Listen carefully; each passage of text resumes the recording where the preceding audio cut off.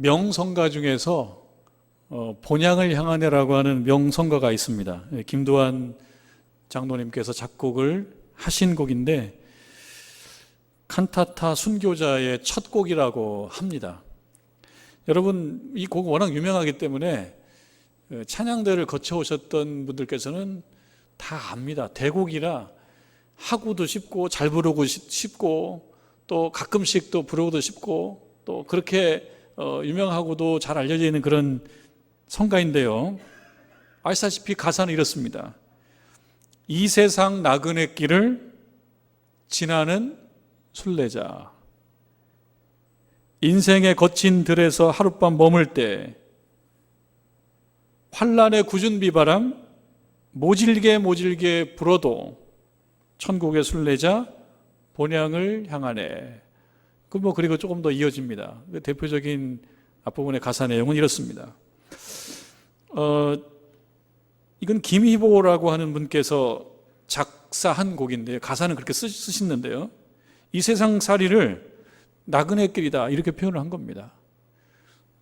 그리고 신자된 우리는 그저 나그네 길로 끝나는 것이 아니고 이 나그네 길은 곧 순례자의 길이다. 나그네라고 하는 말을 사전에서 한번 찾아봤어요. 그랬더니만 이렇게 나오더라고요. 자기 고장을 떠나서 다른 곳에 잠시 머물거나 떠도는 사람 이렇게 나오더라고요.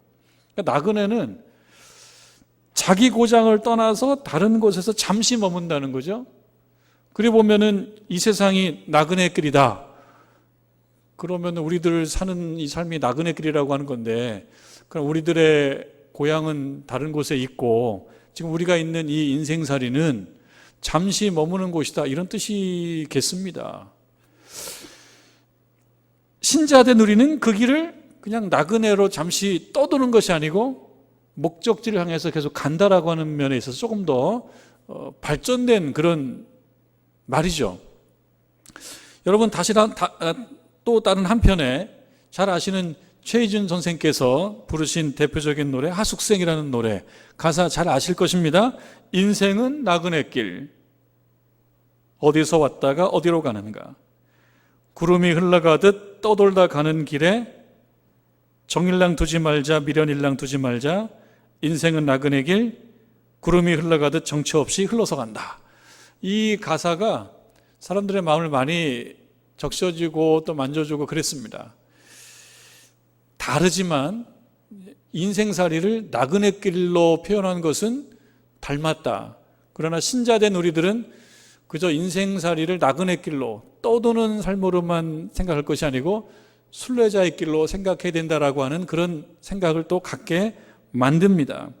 여러분, 인생은 그렇게 많이 표현합니다. 이 두 노래에서만, 성가나 노래에서만 그렇게 얘기하는 것이 아니고 우리들도 인생을 나그네 길이다 이렇게 많이 이야기를 합니다.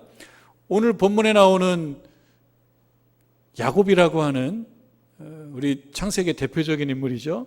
그 야곱도 자기 인생을 이야기하면서 나그네 길이다, 나그네 길을 살았다 이렇게 이야기를 합니다. 그가 스스로 말하기를 나그네 길의 세월이 130년이다 이렇게 얘기하고요. 그 인생이 험악했습니다 이렇게 이야기합니다. 이 말의 배경은 그렇습니다. 여러분, 우리가 지난 말씀도 떠올리면 아시다시피 가나안 땅에 역시 기근이 들었고요. 온 세상에 기근이 들었습니다. 야곱의 죽었다고 생각됐던 아들은 애굽에서 총리로 이 모든 기근 상황에서의 정책을 주도하고 있습니다.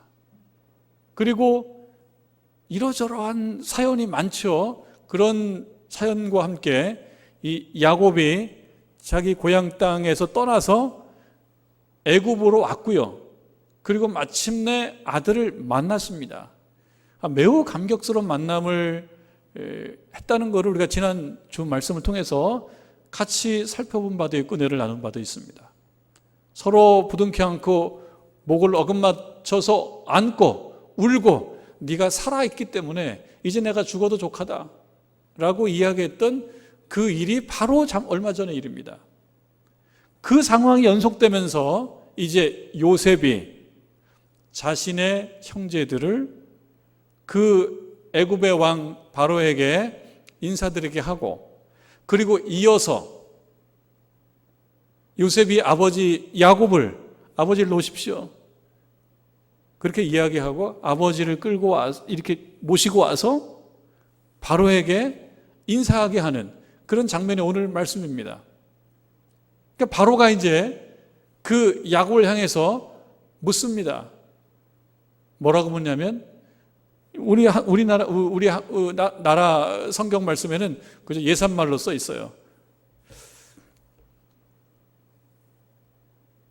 8절에 바로가 야곱에게 묻되 내 나이가 얼마냐? 이렇게 묻습니다. 그래서 우리가 오늘 식으로 얘기하면 나이가 얼마요? 이렇게 묻는 거죠. 그렇게 물으니까 야곱이 바로에게 말합니다. 뭐라고 말하냐면 내 나그네 길의 세월이 130년입니다. 이렇게 이야기하고요.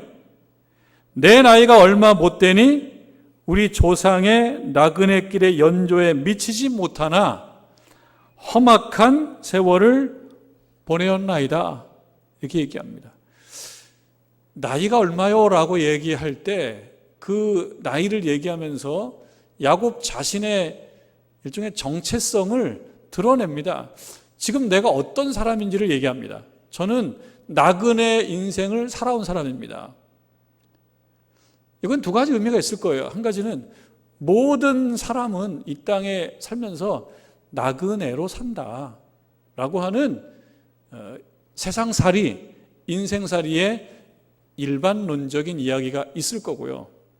그 일반론적인 이야기가 야곱에게 와 닿는 거예요. 아, 그래, 인생은 나그네 길이야. 그래서 스스로 얘기합니다. 내 나그네 길. 이 앞에 보면 내 나그네 길이에요. 소유격입니다. 나그네 길이 다른 사람의 나그네 길이 아니고 나의 나그네 길. 나의 나그네 길 130년. 내 나이가 130살인데 그 130살 살아오면서 내가 지금 생각하는 내 인생의 정체성은 나그네다. 이거는 모든 사람의 살아가는 나그네된 삶을 말함과 동시에 또 하나는 야곱 자신이 내 인생이 나그네인 게 확실하다. 이렇게 자기 고백하는 거죠. 그러면서 거기서 끝나는 것이 아니고 이렇게 얘기합니다. 내 나이가 얼마 못 되니 130살이 얼마 못 되는 거는 지금식으로는 뭐 이해가 안 되지만 당시에는 그랬습니다. 성경 말씀 속에 야곱이 다른 선조나 조상들에 비해서 나이가 적다 본인이 생각하는 것 같습니다. 내 나이가 얼마 못 되니 우리 조상의 나그네 길의 연주에 미치지를 못하나, 그러면서 하는 말은요, 험악한 세월을 보냈습니다. 내가 나그네 길로 살아오면서 험악한 세월을 보냈습니다. 자기 인생을 돌아볼 때 두 가지로 요약하는 거예요. 한 가지는 나그네로 살았다라고 하는 말. 근데 이 말은 모두에게 적용될 수도 있습니다. 여러분도 그렇고 저도 그렇고 나그네된 삶을 살고 있다. 이거는 대중가요에서도 얘기하고 있는 거고, 대중가요에서 말하고 있는 그 나그네된 인생에 대해서 그 노래를 듣고 사람들이 많이 공감하는 것은 우리 모두도 그래, 인생은 나그네 길이야. 지나놓고 나면은 정말 잠시 동안인 것 같아 라고 생각되는 그런 인생살이, 세상살이의 한 면모, 나그네된 삶을 얘기하면서 또 하나는 야곱이 그 나그네된 삶에 나는 참 괴롭고 힘들었다. 험악했다. 여러분, 우리가 성경에 나오는 많은 인물들을 공부해서 알고 있는데요. 존경하는 인물들이 있고 배우고 싶은 인물들도 있고 그렇습니다. 좋아하는 인물도 있고. 여러분, 누가 좋습니까? 라고 물어보면 각자가 다르겠지만 야곱이 좋습니다 라고 얘기하는 분들 꽤 많습니다. 그러니까 왜 그러냐 생각해 보면요, 야곱이 너무너무 훌륭해서 그러나, 야곱이 스스로 얘기할 때 나는 나그네 인생을 살았고 험악한 인생을 살았다 그랬는데 야곱이 너무너무 훌륭해서 내가 야곱이 좋은가? 그거보다는 가만히 보면요, 야곱의 삶은 우리가 우리의 인생을 생각할 때 간혹 느끼는 그런 감정들을 야곱의 인생이 많이 대변해주고 있기 때문에 그래요. 험악했고 나그네 된 힘든 삶을 살았다. 그 야곱을 생각하면 내 인생 같은 것 같기도 한 거예요. 이 안에는요, 부분적인 성취도 있지만 실패도 많아요. 부분적인 기쁨도 있지만요, 그 인생을 놓고 보면 참 힘들었어요. 그렇게 생각하니 우리가 생각할 때 나도 그런데 그런 마음이 들면서 야곱을 보면 왠지 동료 같은 거예요. 여러분, 야곱은 왜 자기 인생을 험악했다고 얘기합니까? 잘 아시다시피 야곱은 쌍둥이로 태어났습니다. 에서가 형인데요, 그저 순서로 형 동생인 거지 똑같이 태어난 거예요. 아마 똑같이 태어났기 때문에 그런 느낌을 받았는지 모르겠습니다만, 태어나서 자라면서 형에 대한 시기 질투가 좀 있었던 모양입니다. 어떤 의미에서? 장자권에서. 똑같이 태어났는데 약간의 순서 차이가 있다 그래서 이쪽은 형이 되고 나는 동생이 돼서 장자권, 장자의 권한을 갖고 있고 나는 못 갖고 있고, 이것이 마음에 안 들어서 이걸 어떻게든지 빼앗아야겠다는 생각이 드는 거예요. 매우 인간적이죠. 여기서 인간적이라고 하는 것은 좋다는 뜻이 아닙니다. 사람들에게 그런 마음이 있다는 거예요. 옳아서가 아니고, 그것이 옳아서가 아니라 살다 보면 욕심이 생기고요, 다소 좀 억울하기도 하고 내가 미쳤다 그런 생각도 들고, 그래서 액션에 옮기는 경우도 있고 그렇지 않습니까? 야곱은요, 좀 억울했다는 생각이 드는 것 같은데 이거를 나름대로 계획을 세워서 행동에 옮겼습니다. 그런 의미로 보면 치밀해요. 매우 현실적이에요. 현실적이라고 하는 것은 존경할 만한 인물이라는 뜻은 아닙니다. 그래, 우리들도 참 현실적으로 사는데 야곱도 현실적이네. 그렇게 해서 장자권을 어쨌든 팥죽 한 그릇하고 빵하고 바꿨잖아요. 그리고 얻은 결과는 뭐예요? 조금 역설적이게도 결혼도 하기 전에 부모님하고 헤어져서 생리별을 했어요. 잠깐 갔다고 얘기한 것이 20년이 흐를 만큼 먼 곳으로 피신을 떠날 수밖에 없는 상황이었어요. 그리고 여러분 아다시피 가다가 루스벌판에서 고달프게 돌베개를 베고 잤던 그 기사를 아시죠? 혼자였다고 생각했는데 하나님이 나와 함께 하시는구나. 이게 야곱의 나그네 된 인생의 특징입니다. 고달프고 외롭고 고독한데, 근데 문득 느껴요. 그래도 이 가운데 하나님이 나와 함께 하시는구나. 그래도 살자. 왜? 하나님이 나와 함께 하시는구나. 그래서 일어나서 예배드리고 다시 떠나는 인생, 그게 야곱의 인생이었어요. 그리고 외삼촌 라반의 집에 도착했어요.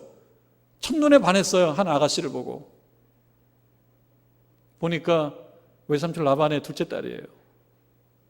7년을 일해줘도 괜찮다, 조금 더 길지 않다라고 생각하고 그 마음에 든 자매 라헬을 얻기 위해서 7년을 일해줬잖아요.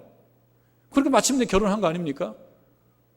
결혼한 그 다음 날 일어나서 보니 라헬이 아닙니다. 7년 노력했는데 속았어요. 그러니까 야곱의 인생 속에는 에서를 속이고 장자권의 권한을 갖던 것 같지만 또 한편으로는 또 잃었어요. 또 속았어요. 삼촌에게 속았습니다. 그리고 울며 겨자먹기로 7년을 더 일해줘요. 그리고 비로소 라헬을 아내로 얻었지 않습니까? 그런데 이 라헬과 레아, 언니 레아와 아내 라헬이 야곱의 아내인데 사이가 조금 좀 예민했어요.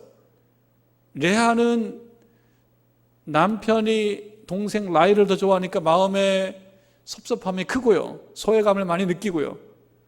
그러다 보니 아들을 낳음으로써 그 아들로부터 위로를 받았고요.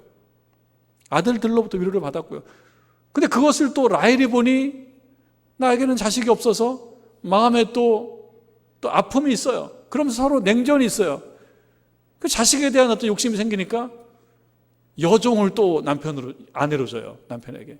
그래서 빌하와 실바 두 여종이 또 야곱의 아내가 돼요. 그래서 아내가 4명이 된 거 아닙니까? 그리고 아들이 12명인데요. 11째 아들이 요셉이고 12째 아들이 베냐민인데 10명의 아들이 아버지에게 상처를 받고 늘 마음에 소외감을 느끼고 있다가 마침내 아버지가 사랑하는 아들 요셉을 죽이려고 하다 죽이지 못하고 먼 나라에 팔아먹잖아요. 그리고 아버지를 속여먹지 않습니까? 그러니 야곱의 인생 속에는 이제 뒤늦게 알게 되는 거죠. 내가 속았다는 거를. 10명의 아들로부터 속았죠. 10명의 아들부터 속았습니다. 속으면서 사랑하는 아들 요셉은 죽은 걸로 생각한 거예요. 그 마음에 상처가 있는 거죠. 그리고 남은 12번째 아들 베냐민, 이 베냐민도 바로 얼마 전까지 이 베냐민만큼은 내어줄 수 없다라고 생각하다가 살기 위해서 살아야 되기 때문에 어쩔 수 없어서 베냐민도 내주고 애굽으로 보낸 거 아닙니까? 그러한 사연들, 그런 여러 사연들, 압축해도 이렇습니다. 얻으려고 노력 많이 했고 쟁취하려고 노력 많이 했는데 살다 보면 부분적으로 얻은 것도 있지만 많은 경우는 잃고 상심하고 혼자 있다고 생각하는데 쓰러졌는데 그때 하나님을 만나고 그리고 또 하나님께 기도하고 이러한 인생 우리하고 매우 닮았어요. 그런 자신의 인생을 돌아보니 뭐라고 생각이 드냐? 내 인생은 참 험악했다. 그렇게 얘기합니다. 인생은 나그네 길이요 내 인생은 험악했다. 이 말씀이 우리들에게 주는 것은 그렇습니다. 아 그래, 인생은 나그네 길이 맞아. 나그네 길은 말씀드렸다시피 그저 정착하는 게 아닌 거예요. 내 고장에서 떠나서 잠시 머물고 또는 좀 헤매는 존재, 이런 사람이 나그네인 겁니다. 야곱이 우리에게 이 세상살이의 삶은 나그네된 삶이다라고 하는 것을 알려줍니다. 그런데 이 말 속에 야곱이 생각하는 자신의 내 나그네 길은 어떤 삶이었냐? 험악한 세월이었다. 어려움이 많은 세월이었다. 참 어려움이 많았다. 부침이 참 많았다. 의사가 들려주는 그림 속 이야기라는 책을 쓴 분이 의사신데 이 의과대학교 교수님이 강의실에서 강의를 합니다. 강의를 하면서 질문을 해요. 이 책은 아플 때 자기 아플 때 그 부정적인 정서를 잘 이해하면 그 아픔을 극복할 수 있다라고 하는 내용을 담고 있는 책이랍니다. 다 읽어본 책은 아닙니다. 그런데 이분이 강의를 하는데 강의를 하면서 이 강의를 듣는 사람들에게 이런 질문을 던졌답니다. 인생은 장밋빛인가요? 아니면 인생은 고행인가요? 이렇게 질문을 던졌다는 거예요. 뭐 의도가 있는 질문이에요. 의도가 있는 거예요. 자, 여러분께 질문을 던진다면, 누군가 이렇게 질문한다면 인생은 장밋빛입니까? 아니면 고행입니까? 이렇게 질문한다면 아마 대답은 각자 다를 겁니다. 그러나 대부분의 그 질문을 받는 사람들은 인생이 장밋빛이기만 하다라는 데 동의하지는 않을 겁니다. 왜? 살다 보면 인생이 장밋빛 같은 그런 면모도 있지만 그러나 살다 보면 힘들었거든요. 고행이 많거든요. 그러니까 이 말에 섣불리 대답할 수 없어요. 그리고 이 질문을 한 이 의과대학 교수님의 의도도 뭐냐면 인생을 장밋빛만이라고 생각하지는 마십시오. 이 뜻이에요. 이 의도가 거기 있어요. 그러니까 왜 이런 의도를 갖고 있는 질문을 던졌냐면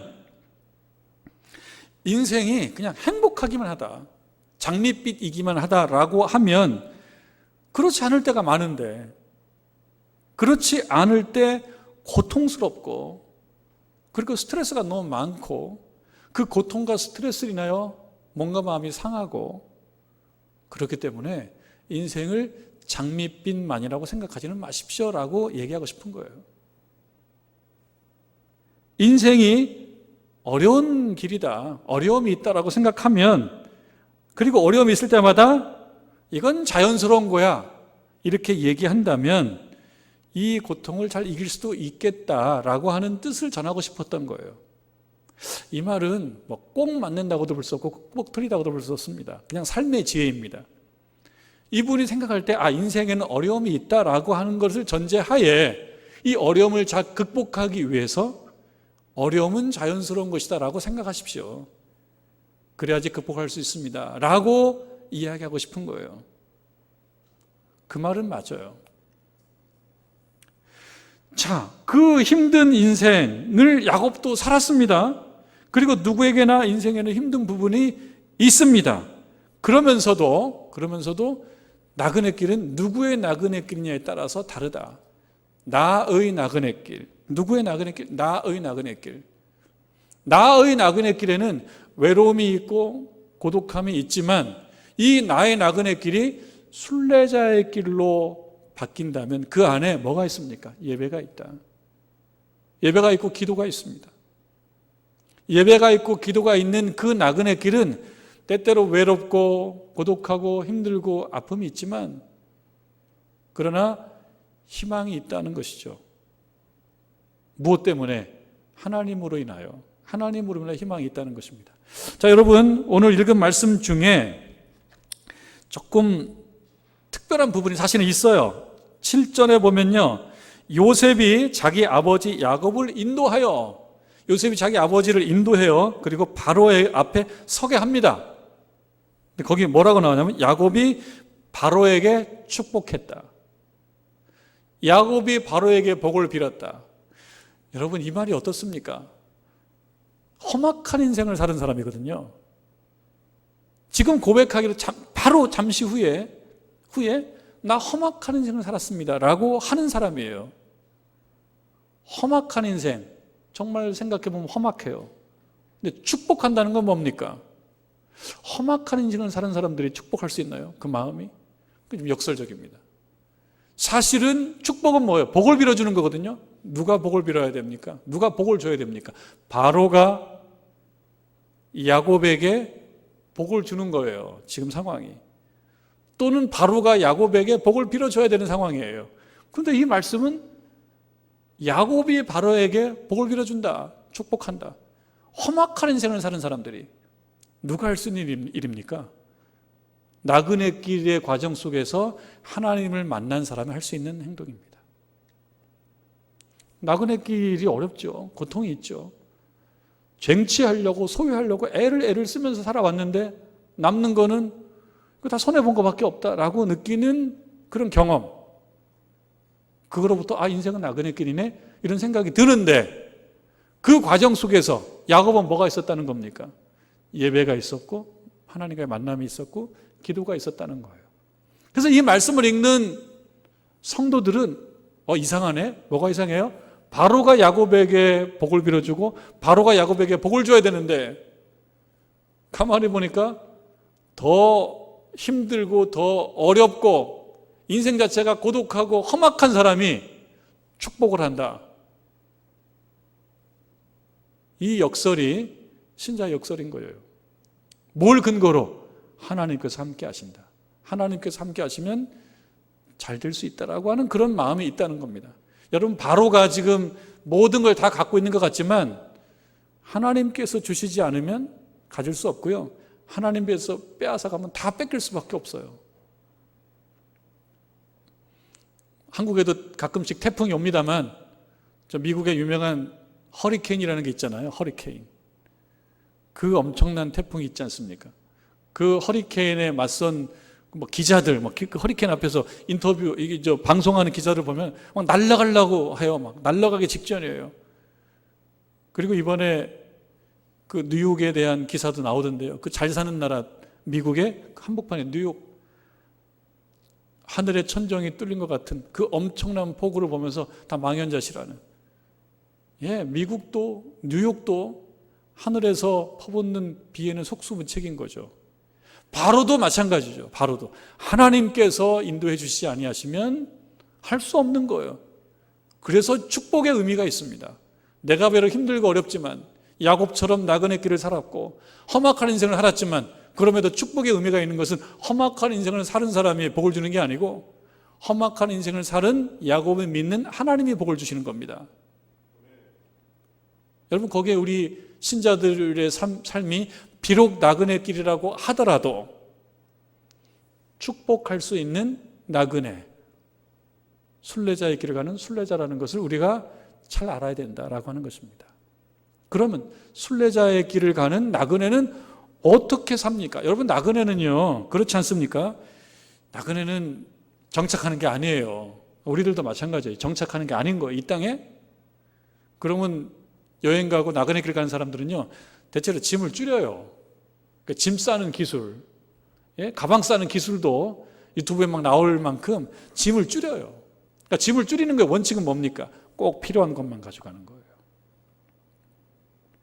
꼭 필요한 것만 가져가고 필요 없는 것들은 제하는 거예요. 그게 기술이랍니다. 그게 기술. 가방 싸는 기술.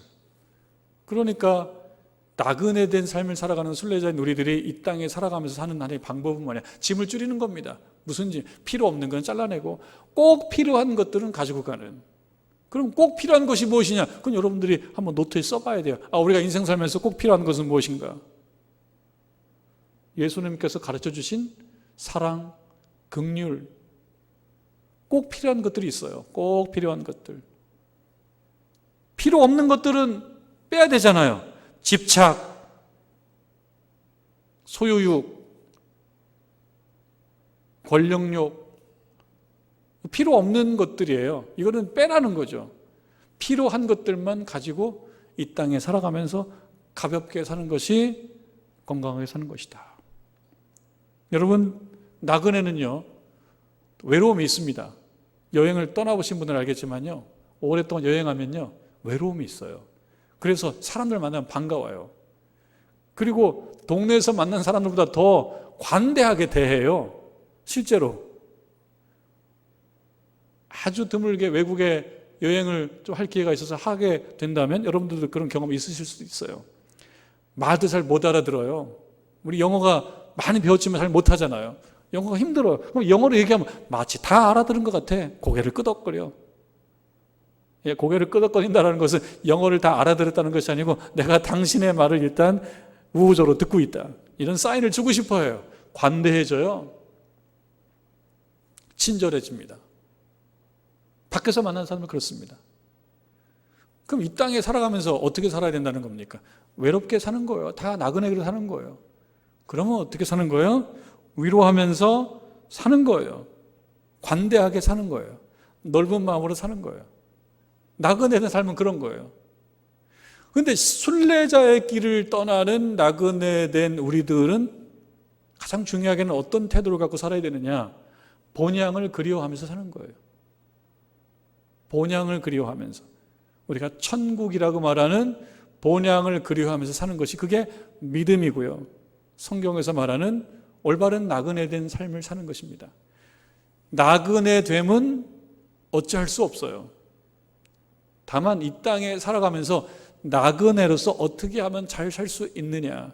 야곱이 많이 가르쳐 줍니다. 야곱이 살아온 험악한 인생을 따라 살 필요는 없습니다. 왜? 야곱도 깨달았어요. 이 시점에 내 인생은 나그네였다. 근데 이 나그네된 특징은 뭐냐? 험악했다. 왜 험악했느냐? 사실은 악착같이 소유하려고, 빼앗으려고, 확보하려고 그렇게 살아왔는데 결과를 놓고 보니까 마이너스예요. 이 말 속에는 아쉬움도 있고 후회감도 있어요.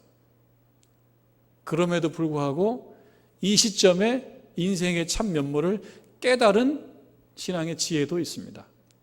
그래서 우리에게 던져주는 것입니다. 인생은 나그네 길인데 험악할 수도 있고 험악하지 않을 수도 있다. 야곱을 우리가 좋아하는 것은 그가 나그네 길이며 험악한 인생을 살아갔기 때문인데 험악한 게 좋기 때문은 아니다. 그냥 우리들도 그런 모습이 있기 때문이다. 그래서 험악함을 최대한 줄이기 위해서 이 땅에서 순례자로서 나그네 길을 가는 신자들은 어떤 마음을 갖고 살아야 될 것인지를 오늘 다시 결단할 필요가 있다는 것입니다. 어제까지 잘못한 거 많고 어제까지 실수한 거 많이 있습니다. 오늘도 여전히 나그네 길을 걷습니다. 좋은 마음으로 좋은 나그네로 살아가는 저와 여러분 되기를 주님의 이름으로 축원합니다.